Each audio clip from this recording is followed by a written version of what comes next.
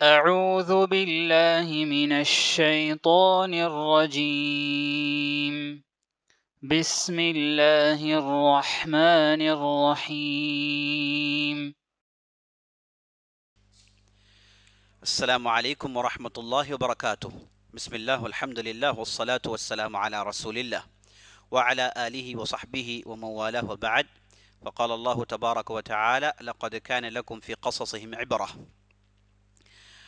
عزیز دوستو، پیارے ساتھیو، ماؤں بہنوں اور خواتین اسلام، میں سب سے پہلے اللہ رب العزت کی بارگاہ میں دعا کرتا ہوں کہ اللہ تعالیٰ جس طرح ہمیں اس مبارک مہینے میں زندہ رکھا ہے اور اس مہینے کو حاصل کرنے کی توفیق بخشی، اسی طرح ہمیں آنے والے سالوں میں ان مبارک مہینوں سے لطف اندوز ہونے کا موقع نصیب کرے، آمین یا رب العالمین۔ اور میں اللہ سے دعا کرتا ہوں کہ اللہ رب العزت ہماری نمازیں، ہمارے روزے اور ہماری محنتوں کو قبول فرمائے اور ہر قسم کی پریشانی سے ہمیں محفوظ رکھے، آمین یا رب العالمین۔ عزیز دوستو، گزشتہ کی مجلس میں جس موضوع پر ہماری گفتگو جاری تھی وہ تھا محمد غوری رحمۃ اللہ علیہ۔ ہم نے بتایا کہ ہندوستان کا اگر کوئی مایہ ناز بادشاہ گزرا ہے جس سے ہندوستان کو کافی فائدہ ہوا تو وہ تھے محمد غوری رحمۃ اللہ علیہ، جو انتہائی خدا پرست، وفادار اور جفاکش اور غیر معمولی ذہانت رکھنے والے ایک بادشاہ گزرے ہیں۔ تو ہماری بات یہاں پر رکی تھی کہ محمد غوری جو افغانستان غزنہ سے آئے تھے، انہوں نے یہاں پر پرتھوی راج چوہان اور دوسرے راجپوت بادشاہوں کو انہوں نے اپنی اپنی جگہ بٹھایا، اور اس کے بعد قطب الدین ایبک کو انہوں نے یہاں کی سلطنت دی، اور اس اعتبار سے قطب الدین ایبک ہندوستان کے سب سے پہلے خود مختار بادشاہ گزرے ہیں۔ یہ جو قطب الدین ایبک ہیں، ان کے تعلق سے چند باتیں ضرور سن لیجئے گا۔ قطب الدین ایبک یہ اصل میں خوارزم سے ان کا تعلق ہے۔ خوارزم یہ قدیم نام ہے، آج کے ازبکستان اور دوسرے علاقوں کو جوڑ کر خوارزم کہا کرتے تھے۔ تو یہاں کے ایک علاقے میں ان کی پیدائش ہوئی، لیکن معلوم نہیں کہ یہ کیسے غلام بنا دیے گئے۔ تو انہیں غلام بنا کر انہیں غزنہ کے بازار میں بیچ دیا گیا۔ سبحان اللہ! دیکھیے، ہندوستان کا پہلا بادشاہ یہ اصل میں غلام ہوا کرتا تھا۔ اللہ سبحانہ و تعالی جب چاہے جس کی حالت بدل سکتا ہے، ایک غلام کو اٹھا کر بلند عرش میں بٹھا سکتا ہے۔ تو دیکھیے، یہ جو قطب الدین ایبک جو ہندوستان کے پہلے خود مختار بادشاہ گزرے ہیں، یہ اصل میں غلام ہوا کرتے تھے۔ تو خوارزم میں ان کی پیدائش ہوئی، اور نامعلوم حالات میں یہ غلام بنا دیے جاتے ہیں اور غزنہ کے بازار میں انہیں بیچنے کے لیے لایا جاتا ہے۔ تو اتفاقاً محمد غوری جو غیر معمولی ذہانت رکھنے والے اور لوگوں کو جیسے ہی دیکھتے ہیں ان کی اصل حالت کو پنپنے پر غیر معمولی قدرت انہیں حاصل تھی، تو ان کی نظر جب اس غلام پر پڑی تو انہیں معلوم ہو گیا کہ غلام اس کے اندر غیر معمولی ہونہار غلام ہے، غیر معمولی صلاحیتوں سے یہ لبریز ہے۔ تو وہاں سے محمد غوری نے خریدتے ہیں۔ تو جب انہیں خریدتے ہیں تو یہ بات معلوم ہوتی ہے کہ یہ بہترین قرآن کی تلاوت کر سکتے ہیں، اور اسلامی علوم میں فقہ اور اصول الفقہ اور دوسرے علوم میں انہیں غیر معمولی واقفیت حاصل ہے۔ غلام تھے لیکن انہوں نے ڈھیر سارا علم حاصل کیا۔ پوچھنے پر معلوم ہوا کہ خوارزم کے ایک بہت بڑے فقیہ کے یہاں یہ غلامی کر چکے ہیں، اور وہ فقیہ نے ان کی باقاعدہ تربیت کی۔ اس فقیہ نے انہیں نہ غلام رکھا بلکہ انہیں باقاعدہ تربیت کی، انہیں علم سے لبریز کیا اور بہترین تربیت کی، اخلاق سکھایا۔ تو محمد غوری بڑے تعجب میں پڑ جاتے ہیں کہ عام طور پر غلام ایسے نہیں ہوتے، لیکن ایسا زمانہ اسلام کے طفیل سے آیا عزیز دوستو، جہاں پر غلاموں کو بادشاہ کی حیثیت ملی۔ ایسا آپ پورے تاریخ انسانیت میں نہیں دیکھ سکتے۔ غلام کا رواج تو قدیم زمانے سے ہے، غلاموں کی کوئی اہمیت نہیں ہوتی، غلاموں کو لوگ جانوروں کی طرح دیکھا کرتے تھے۔ یہ اسلام ہے جس نے غلاموں کی ایسی تربیت کی اور ایسی غلاموں کے حقوق ادا کیے کہ غلام آگے چل کے بادشاہ بنتے ہیں، نہ کہ صرف ہندوستان میں۔ اور ہم جب تاریخ پڑھتے ہیں تو ہمیں بات معلوم ہوتی ہے کہ مختلف علاقوں میں غلام تھے لیکن انہیں بڑے بڑے عہدے دیے گئے اور ڈھیر سارے صلاحیت کے یہ حامل ہوا کرتے تھے، سبحان اللہ۔ تو غلاموں کا ایسا دور آیا عزیز دوستو، صرف اور صرف اسلام کی بدولت۔ ہندوستان میں بھی غلام کا وہ سلسلہ جاری تھا، لیکن کہیں پر بھی ایک غلام کو بادشاہ بنتے ہوئے ہم نے نہیں دیکھا، یہ غلام کو ایک بہت بڑا ماہر بنتے ہوئے ہم نے نہیں دیکھا۔ آپ ہندوستان کی تاریخ پڑھ لیجئے، چائنا کی تاریخ پڑھ لیجئے، آپ اس طرف جائیے یونان کی تاریخ پڑھ لیجئے، کہیں پر بھی غلاموں کو اتنی اہمیت اور اتنا بلند پایا مرتبہ کہیں پر بھی نصیب نہیں ہوا سوائے اسلام کے اندر۔ اسلامی سلطنتوں میں کئی مرتبہ ہوا۔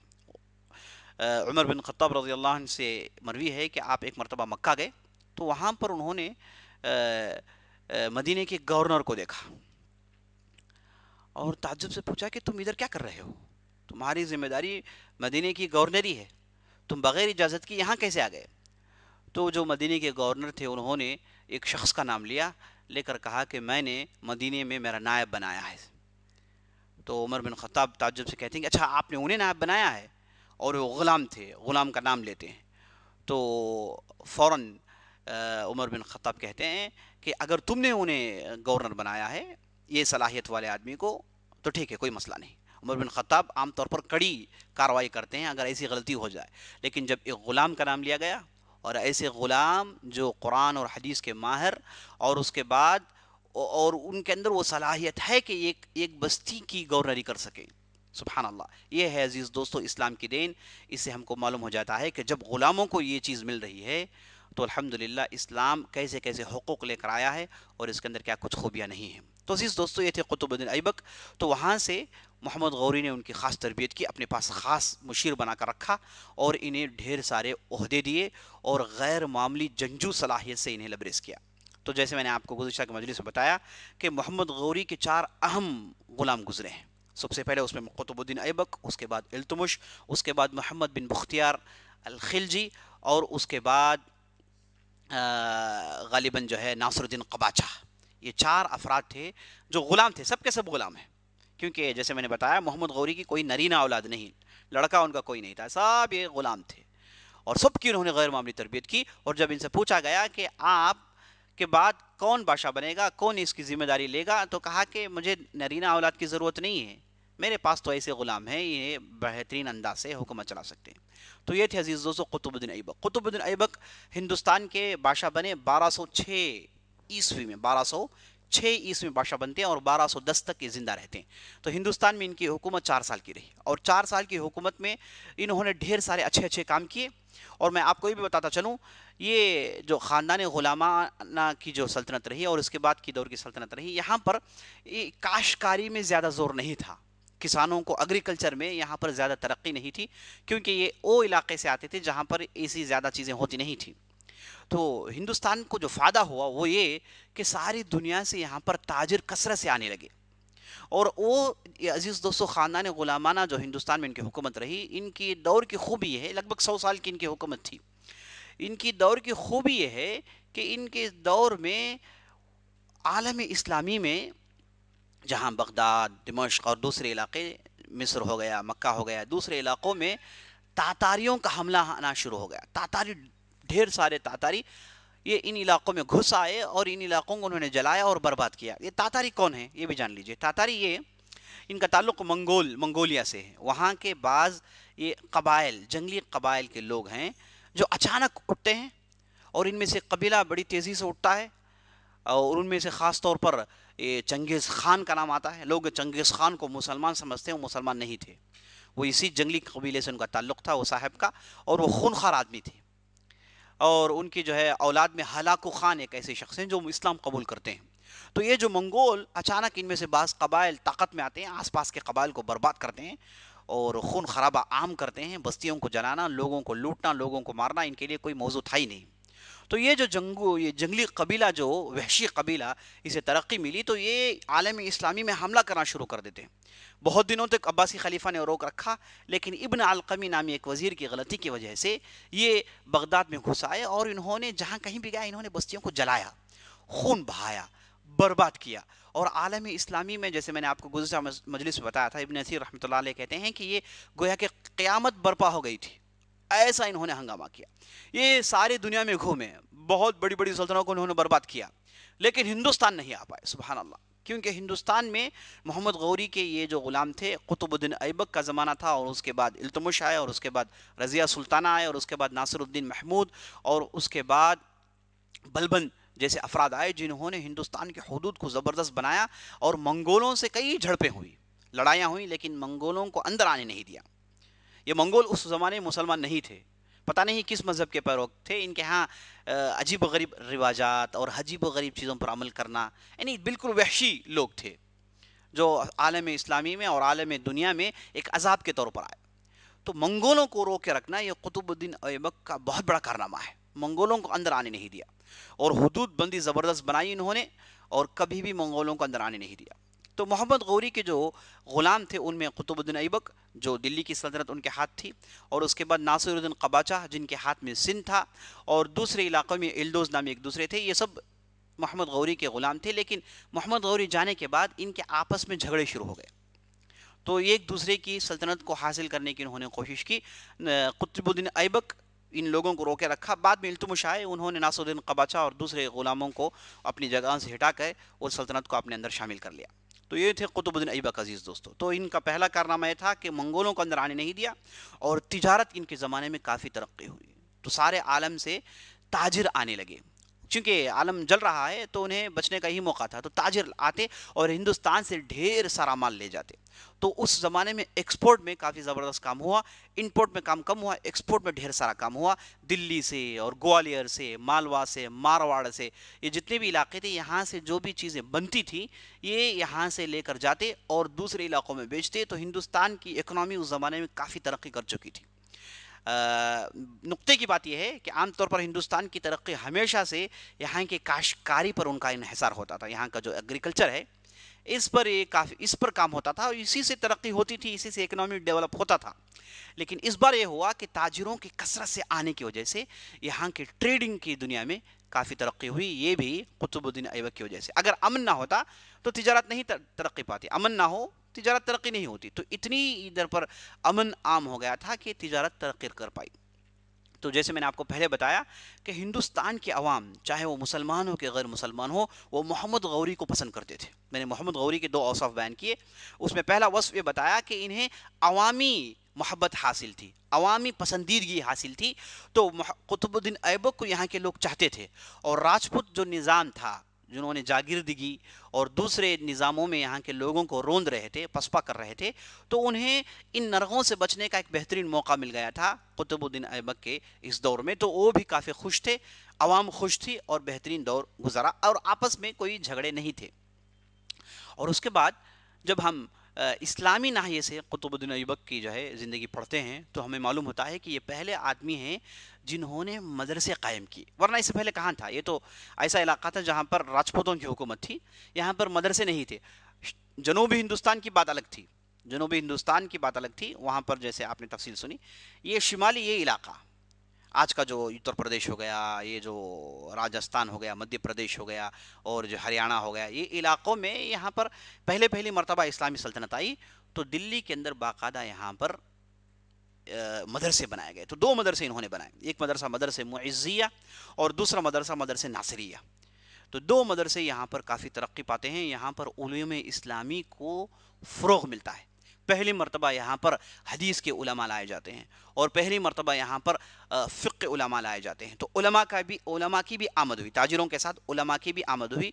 मैंने मोहम्मद गौरी के ज़िंदगी में बताया था कि हिंदुस्तान के मशहूर सूफ़ी जिनका नाम ख्वाजा मोइनुद्दीन चिश्ती था, उनके और वो जो कुछ उनके दरगाह में हो रहा है कोई ताल्लुक़ नहीं, इसका भी मैंने ज़िक्र किया। तो ये मोहम्मद गौरी के साथ हिंदुस्तान तशरीफ़ लाए थे, हिंदुस्तान आए थे, और यहाँ पर इस्लाम फैलाने में इनकी भी काफ़ी मेहनती जो है कंट्रीब्यूशन रहा है। तो अजीज़ दोस्तों, ये थे कुतुबुद्दीन ऐबक। ये उसके बाद वफ़ात पा जाते हैं 1210 ईस्वी में। तो 4 साल इनकी हुकूमत रही, तो बेहतरीन अंदाज से तरक्की हुई। और कुतुबुद्दीन ऐबक, देखिए इनकी सल्तनत कितनी बड़ी रही। किसी बादशाह ने हिंदुस्तान में से पहले, अशोक और दूसरे जो वैदिक ज़माने के बादशाह थे, उसके अलावा किसी ने भी इतने बड़े हिंदुस्तान में हुकूमत नहीं की। तो कुतुबुद्दीन ऐबक की हुकूमत आपको अजीज़ दोस्तों लाहौर से लेकर विंध्याचल तक, विंध्याचल जो आज महाराष्ट्र के अंदर जो पहाड़ियाँ हैं, इसके बाद दक्कन का सिलसिला शुरू होता है। ये जो विंध्याचल पहाड़ियाँ हैं, यहाँ तक इनकी हुकूमत रही। और उसके बाद ये इस तरफ से मारवाड़, सिंध से लेकर ब्रह्मपुत्रा की नदी जो आज बंगाल में इस जो बहती है, उस हद तक इनकी हुकूमत रही। यानी इतनी बड़ी हुकूमत कुतुबुद्दीन ऐबक के हाथ में रही। जो दूसरे जो बादशाह थे सब बाजगुजार बन गए, सब इन्हें बादशाह मानकर ये आगे बढ़ने लगे। तो ये कुतुबुद्दीन ऐबक की खूबी थी, मुख्तसर जो मैंने आपके सामने अर्ज़ कर दिया। इसके बाद ये वफ़ात पाते हैं। तो इनके बाद इरम शाह नामी एक थोड़ी मुद्दत के लिए एक बादशाह बनाए जाते हैं, लेकिन वो साहब ज़्यादा कुछ कर नहीं पाए, तो उन्हें हटाकर इल्तुतमिश को लाया गया। اچھا یہ ہٹانے والے کون ہیں؟ تو سبحان اللہ، محمد غوری رحمۃ اللہ علیہ کی خوبیوں میں سے خوبی یہ تھی کہ انہوں نے بادشاہ بنانے کے لیے ایک شورا کمیٹی بنائی تھی۔ یہ حکم ہوا کہ کمیٹی بنائی جائے گی جس میں علماء ہوں گے اور بستی کے بڑے وجہاء اور رؤساء اہم لوگ ہوں گے، اس کمیٹی میں ہوں گے اور یہ بادشاہ کا انتخاب کریں گے۔ گویا کہ عمر بن خطاب کا وہ دور یاد آ رہا ہے جنہوں نے ایک شورا کمیٹی بنائی تھی جس کے بنیاد پر عثمان رضی اللہ عنہ خلیفہ بنے اور اس کے بعد علی رضی اللہ عنہ خلیفہ بنے۔ بالکل اس نہج پر چل کر، اس سٹائل پر چل کر ایک شورا کمیٹی بنائی گئی تھی، تو اس میں سے قطب الدین ایبک کا انتخاب ہوا اور اس کے بعد ارم شاہ کا انتخاب ہوا، لیکن زیادہ نہیں چل پانے کی وجہ سے انہیں ہٹا کر اس کمیٹی نے التمش کو بلایا، جو اس زمانے میں دور دراز علاقے میں گورنر تھے۔ انہیں پتہ بھی نہیں تھا کہ انہیں بادشاہ بنا دیا جائے گا۔ فوراً اس مجلس سے بلاوا آیا تو فوراً نکل آئے، تو فوراً مجلس والوں نے، اس میں بڑے علماء، بڑے وجہاء اور بہت ہی عقل مند رکھنے والے، عقل اور دانش رکھنے والے موجود تھے، انہوں نے کہا کہ التمش تم اس ذمہ داری کو سنبھالو، تم زیادہ بہتر کر سکتے ہو۔ تو التمش نے ان کی بات قبول کی اور وہ ہندوستان کے بادشاہ بنتے ہیں، اور ہندوستان کے بادشاہ اس ناحیے سے بنتے ہیں کہ لمبی مدت تک حکومت کرتے ہیں، اور اس کے بعد ان کے زمانے میں غیر معمولی ترقی ہوتی ہے، علمی ترقی ہوتی ہے، اور اس کے بعد تجارتی ترقی ہوتی ہے، اور اس کے بعد حدود اور پھیلائے گئے، اور امن و امان زیادہ جو ہے عزیز دوستو یہاں پر قائم ہوا۔ تو یہ التمش کا دور تھا۔ التمش وہ آدمی ہیں جنہوں نے قطب الدین ایبک کی کافی عزت کی، اور قطب الدین ایبک جتنے بھی پروجیکٹ شروع کیے تھے سب پروجیکٹ کو انہوں نے مکمل کیا۔ یہ جو قطب مینار ہے، یہی قطب الدین ایبک کے نام پر قطب مینار جو دلی کے اندر آج بھی موجود ہے، اس پروجیکٹ کو کمپلیٹ کرنے والے یہی التمش رحمۃ اللہ علیہ تھے۔ بہت ہی خدا پرست آدمی، اللہ سے ڈرنے والے، اور یہ سلطنت کی خواہش نہیں کرتے تھے، انہیں دے دی گئی تھی ذمہ داری، جسے انہوں بہترین انداز سے انہوں نے ادا کیا۔ اور جب یہ بادشاہ بنے تو انہیں معلوم ہوا کہ بادشاہت یا پھر گورنری یہ اصل میں ایک خلیفے کے ماتحت ہونا ہے، تب جا کے اسے لیگل کر سکتے ہیں۔ یعنی اسلامی نقطہ نظر سے بادشاہ وہی لیگل ہے، وہی شرعی بادشاہ ہے جسے خلیفہ نے مانا ہو، چونکہ ہم جانتے ہیں کہ اسلام کا جو نظام ہے بادشاہت کا، یہ اسلام اس نظام کو اتنے زیادہ مانتا نہیں، اسلام خلیفے کو مانتا ہے۔ خلافت کا نظام ہے، یہی معتبر نظام مانا جاتا ہے۔ تو اسی لیے ہم دیکھتے ہیں کہ عباسی جو خلیفہ تھے، کمزور ہونے کے باوجود بھی لوگ انہیں خلیفہ بناتے تھے۔ ایسے خلیفے تھے کہ جنہیں مار کر لوگ دستخط لیتے تھے، یعنی اتنا کمزور ہونے کے باوجود بھی خلیفہ، عباسی خلیفہ ہونا ضروری ہے، کیونکہ بغیر خلافت کے لوگ نہیں مانیں گے، اور خلافت ایک ایسا نظام ہے جسے اسلام مانتا ہے، اور اسلام ہی حکومت، اسی کو حکومت کہتے ہیں۔ تو یہ التمش کو جب یہ بات معلوم ہوئی تو انہوں نے باقاعدہ اس دور میں جو خلیفہ مصر میں ہوا کرتا تھا اس سے رابطہ قائم کرتے ہیں، اور کہتے ہیں کہ میری اس بادشاہت کو آپ لیگلائز کریں، میری گورنری اور میری سلطنت کو آپ لیگلائز کریں۔ تو وہاں سے انہوں نے باقاعدہ خطاب منگایا اور لوگوں میں اعلان کیا کہ دیکھو، ہمارے ہندوستان میں جو بادشاہت ہے یہ خلیفے کے ماتحت ہے، ہم خلیفے سے جڑے ہوئے ہیں، ہماری نسبت خلیفے سے ہے، اس لیے ہماری جو حکومت ہے یہاں پر لیگل حکومت ہے۔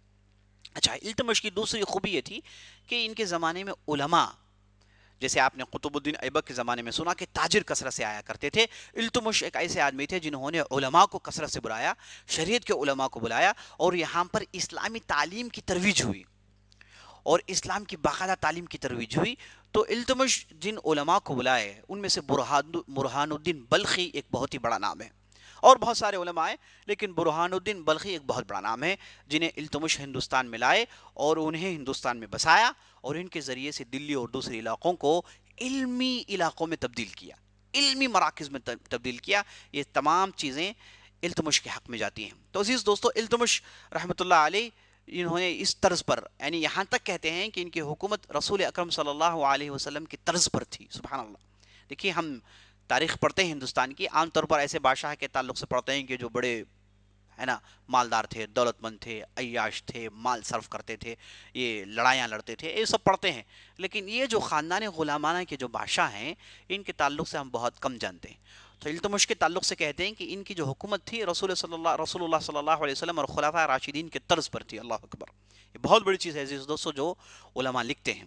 تو میں آپ کو بتا رہا تھا کہ علم کی ترقی ہوئی، اور التمش ایک ایسے آدمی ہیں جنہوں نے علماء کے ساتھ ساتھ جو بھی عالم آتا اسے بڑے عزت کے ساتھ استقبال کرتے، ان کی رہائش کا انتظام کرتے، اور ساتھ ساتھ سارے عالم اسلامی سے کتابوں کو منگوانا، یہ سلسلہ التمش کے زمانے میں ہوا۔ بڑی بڑی کتابیں لائی جاتی، جو بھی کتاب لاتے انہیں بے تحاشا تحفے دیتے کتابیں منگاتے تھے. اور آپ کو یہ معلوم ہے کہ یہ زمانہ تھا کہ جب بغداد دوسرے علاقے جل رہے تھے تو وہاں پر علم ختم ہو رہا تھا, لائبریریوں کو جلا رہے تھے یہ ظالم.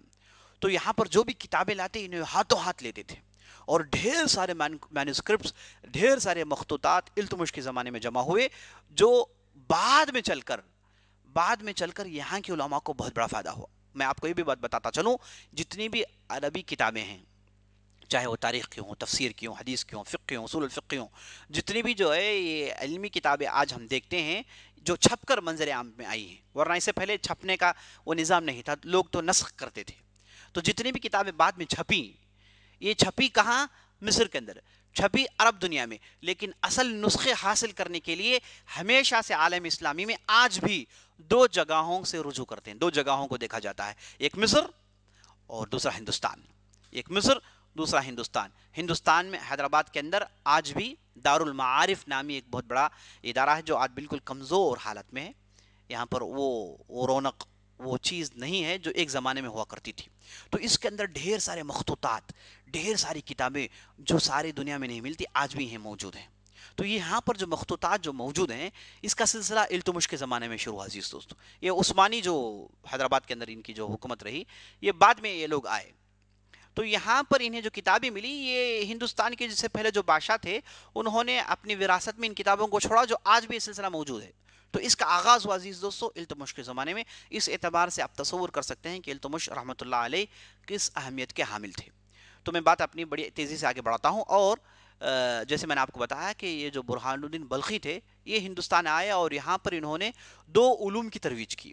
وہ بہت بڑے استاد تھے, ان کے پاس ڈھیر سارے لوگوں نے علم حاصل کیا, یعنی علم حاصل کرنے کا سلسلہ شروع ہوا. تو یہاں پر یہ فقہ میں الہدایہ کی کتاب پڑھاتے تھے, اور اس کے بعد حدیث میں المآثر نامی ایک کتاب تھی جسے مشارق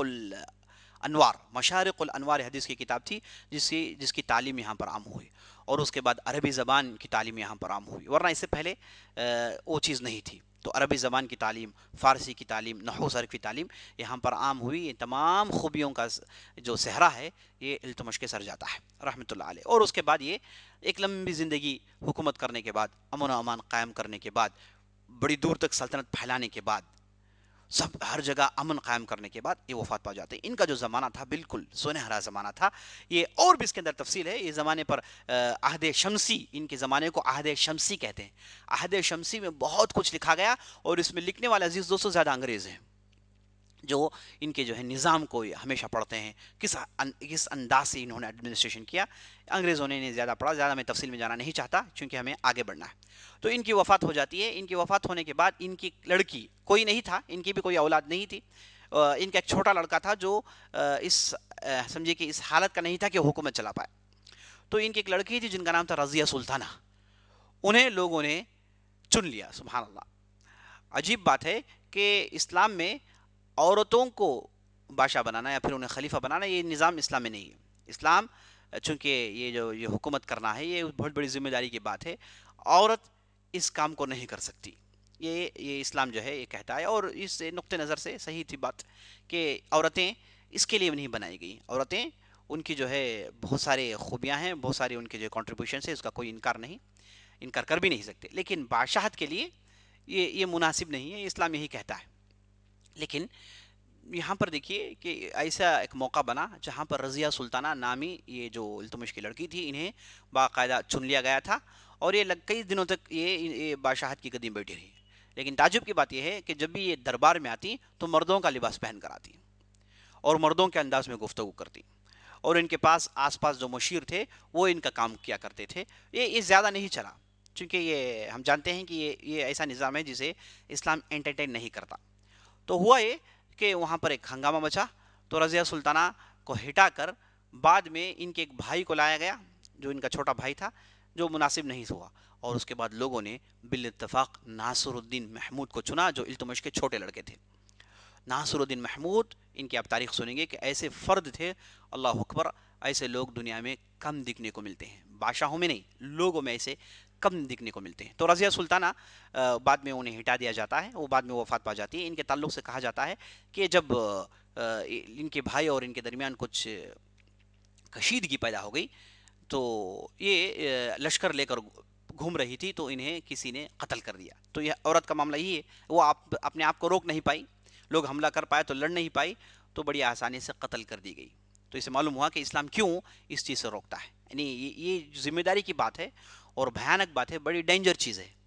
اور اس کے بعد عورت کبھی بھی ایسے جگہ نہیں رکھی جا سکتی جہاں پر لوگوں کی نظریں پڑتی ہوں, اور جو بھی یہ ذمہ داری لے کے آگے آتے ہیں تو وہ ہمیشہ جو ہے پریشان ہوتے ہیں. اور ہم نے ایک مرتبہ عائشہ رضی اللہ عنہ کی سیرت میں لمبی گفتگو کی سلسلے وار دروس دیے, شاید وہ نیٹ میں موجود ہوں, آپ اس میں جا کے پڑھیں گے. تو عائشہ رضی اللہ عنہ ایک زمانے میں وہ منظر عام پر آتی ہے, ان کے پیچھے لوگ چلنا شروع ہوتے ہیں. تو اس کے بعد یہ ایک چند سال یہ مرحلے میں رہنے کے بعد وہ جب مرحلے سے باہر آتی ہیں تو لگ بھگ 20 سال تک پچھتاتی رہتی ہیں کہ میں نے غلطی کی, 20 سال تک پچھتاتی رہتی ہیں. تو ان کی زندگی ان لوگوں کے لیے بطور عبرت ہے جو عورت ذات ہونے کے باوجود ان ذمہ داریوں میں, یعنی ذمہ داری سے مراد یہ نہیں کہ کسی کمپنی کے اونر ہو سکتی ہے, کسی کالج کی پرنسپل بن سکتی ہے. میں بات کر رہا ہوں بستی کی بادشاہت, بستی کی گورنری. اس کے لیے یہ عورت جو ہے ہمیشہ نامناسب سمجھی گئی ہے. تو یہی ہوا, دیکھیے رضیہ سلطانہ اپنے آپ کو ڈیفینڈ نہیں کر پائی, معاملی لوگوں نے انہیں قتل کر دیا. اس وجہ سے قتل کیا کہ ان کے پاس چند زیورات تھے, چند دولت تھی, تو قتل کر دی گئی. تو اس کے بعد بال اتفاق ناصر الدین محمود بادشاہ بنتے ہیں. ناصر الدین محمود عزیز دوستو, ان کی لمبی انہوں نے حکومت کی, لگ بھگ 40-50 سال تک ان کی حکومت رہی. اور ایسے بادشاہ گزرے ہیں ہندوستان کی تاریخ میں جو بالکل انوکھے ہیں, بالکل انوکھے ہیں. ایسا بادشاہ سبحان اللہ, خلفائے راشدین کے بعد, صلاح الدین ایوبی کے بعد اور دوسرے جو اہم افراد ہیں ان کے بعد ایسا بادشاہ نظر نہیں آتا. لیکن تعجب کی بات ہے کہ ہم میں سے کتنے ہیں جو ناصر الدین محمود کے تعلق سے جانتے ہیں. ناصر الدین محمود جو خاندان غلامہ سے ان کی تعلق تھی, دلی کے بادشاہ رہے, تو یہ ان کے تعلق سے کتنے ہم لوگ جانتے ہیں. میں یہ سوال آپ کے پاس چھوڑ کر میری مجلس کو ختم کرتا ہوں, کیونکہ وقت ہمارا ساتھ نہیں دے رہا ہے. اگر یہ گفتگو میں شروع کروں تو لمبی ہو جائے گی. تو میں آپ سے اجازت چاہتا ہوں, اللہ سے دعا کرتا ہوں کہ اللہ رب العزت ہماری محنتوں کو قبول فرمائے اور ہمارے فہم کو مضبوطی دے اور تاریخ کی سمجھ ہمارے اندر لائے. اقول قولی ھذا واستغفر اللہ لی ولکم ولسائر المسلمین من کل ذنب وخطیئہ فاستغفروہ انہ الغفور الرحیم. وصلی اللہ علی نبینا محمد وعلی آلہ وصحبہ اجمعین. آپ ضرور یہ لیکچرز کو آگے بڑھائیں, سبسکرائب کرنا نہ بھولیں, بیل کی گھنٹی دبانا نہ بھولیں, اور ہاں کمنٹس میں اپنے کمنٹس درج کرنا نہ بھولیں. ضرور آپ کے ہر کمنٹس کو پڑھا جا رہا ہے, آپ نے جو بھی سوالات بھیجے ہیں انہیں جمع کیا جا رہا ہے. انشاءاللہ ایک حلقہ ہم بنائیں گے جس میں ان تمام سوالات کو رکھ کر اور ان کے جوابات دینے کی کوشش کریں گے. بس اسی سے اپنی بات ختم کرتے ہوئے آپ سے رخصت لیتا ہوں. والسلام علیکم ورحمۃ اللہ وبرکاتہ.